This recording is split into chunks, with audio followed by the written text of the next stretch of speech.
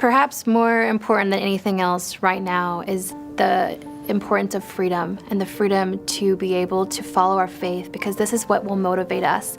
We're called to serve the least among us, and it is our religious freedom that is the bedrock, that is what motivates and inspires and protects us and allows us to do that. I went to Mass every week with my parents, and I remember celebrating a huge celebration for my first communion and putting quarters into a rice bowl at Lent.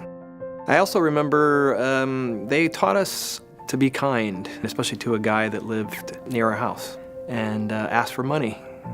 And they would say that is Jesus in disguise. Marriage is an integral part of forming a solid family. Sometimes it seems so basic to say every child has one mother and one father. It's how they were conceived, it's how they were created, every child. There's nothing more natural, there's nothing more foundational. We believe fundamentally that each child deserves a mother and a father. And so as an agency, when we look at the mothers and fathers who come to adopt, we're looking for what's going to be the best situation for that child. A child is being grafted into a family with a mother and a father. The reality is that children are a gift, and that they're a gift to the parents. Parents have that duty and obligation to care for them and to provide for them.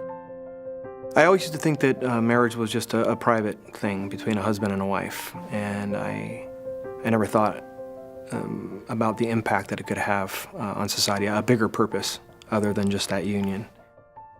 So marriage is much bigger than simply my decision, my life, my family. It has far-reaching implications that affect culture at large. We've seen a growing trend in recent years where adult desires are prioritized over the needs of children. When you focus on the needs of desires, you essentially commodify the child. And this is detrimental not only to the children's well-being, but to the family and to the culture at large. The thread that connects us all as human beings is the fact that everybody comes from a mother and a father. And if you tweak that, you're robbing us of our humanity. Cross-culturally, marriage has been based on three different truths: an anthropological truth that men and women are distinct and complementary, a biological truth that reproduction requires both a man and a woman, and then a social truth that children deserve both a mother and a father. Marriage is being redefined right now, and that is going to usher in a tidal wave of third-party reproduction, because when you redefine marriage, you ultimately redefine parenthood. I've been really surprised at just saying that it takes a man and a woman to create a child, that a child deserves a mom and a dad, is viewed by some as hate speech, as if acknowledging where a child comes from is discrimination.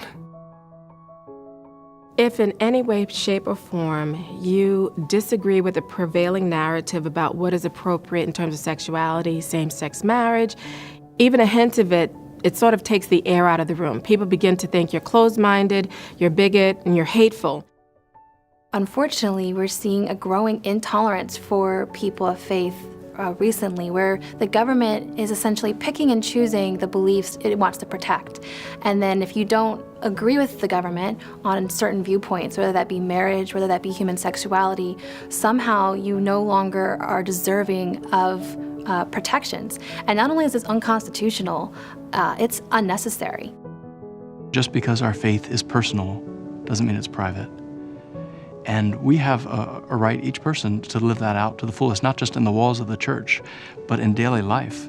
When a Christian or a Catholic organization, adoption agency, may be forced to shut down, that really hurts the mothers who are looking for choices.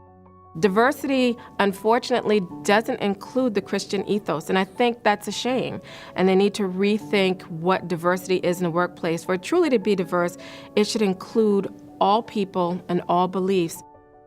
As an attorney, I represent a number of clients who are being punished and coerced by the government to change their views on marriage. We're seeing this happen to florists, to bakers, to photographers. We're seeing this happen to judges and to clerks who are authorized to solemnize weddings and have a religious objection to doing so.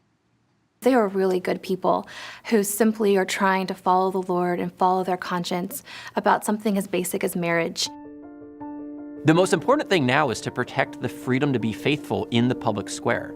And whether you're running a homeless shelter or a soup kitchen, an adoption agency, a hospice center, or a nursing home, a Catholic charity should be free to be Catholic. The government shouldn't be penalizing Catholic institutions because of their faith, because of their beliefs. Nor should the government be imposing a monolithic secularism. Everyone should be free to operate their charities in accordance with their religious beliefs.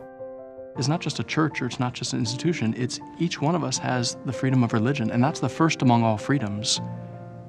It's the role of our government to support that right. All the work that the church does for the poor, both here and around the world, her teaching on marriage, it all comes from the same place. It's like water coming from the same well. God is love, and He calls us to love as He loves. And we're always called to speak the truth in charity. The implications of the redefinition of marriage for religious freedom are vast. I think that the short-term effects that we will see will first come in the attempt to silence people of faith or people who hold a conviction that marriage is something sacred, something special. They will be silenced, whether that's by the government or simply out of fear. First Amendment talks about protecting the free exercise of religion. It's the freedom to worship, and it's also the freedom of expression, the freedom to live out in practice, whether at work, whether at school, our beliefs, because it's our conscience that motivates us. It's our conscience that guides us. And this is the bedrock principle. It's the free exercise of religion. It's our freedom to be able to serve others, our freedom to witness to others, our freedom to care for the most needy around us.